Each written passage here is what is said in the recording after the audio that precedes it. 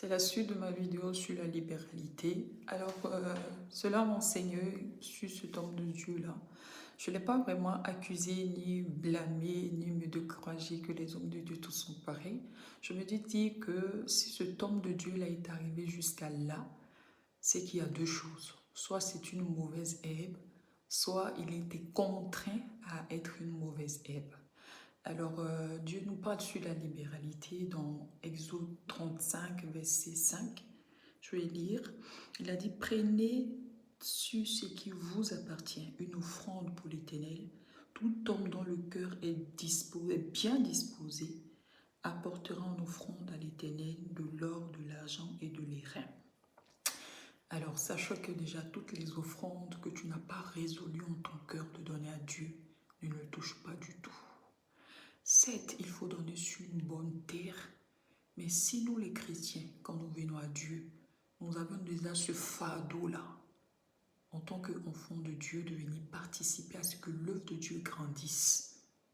Beaucoup d'hommes de Dieu vont changer les manières d'agir, vont changer les procédés, vont changer leur manière d'agir dans tout ce qui est argent avec les fidèles et tout. La Bible dit, celui qui sème moissonne. Sache que ta récompense ne vient pas des hommes ni de ton pasteur. Ta récompense vient de Dieu. Cet homme de Dieu-là, ça m'a fait vraiment de la peine parce que je me suis dit, en tant que chrétienne, moi je m'attendais forcément à ce qu'après la prière, je lui fasse une offrande. Mais il a coupé les langues de tout. C'est Dieu qui voulait que je m'arrête là.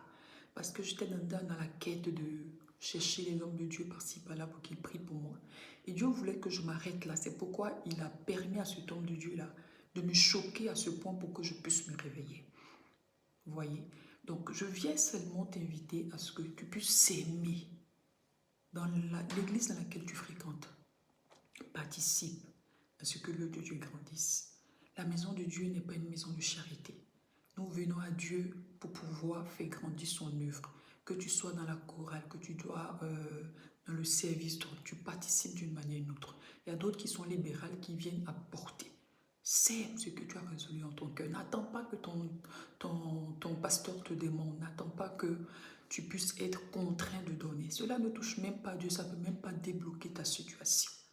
Et sache que l'église, c'est toi et moi. Ce n'est ni un titre, ce n'est ni un nom, ce n'est ni un bâtiment. C'est toi et moi. Alors sème.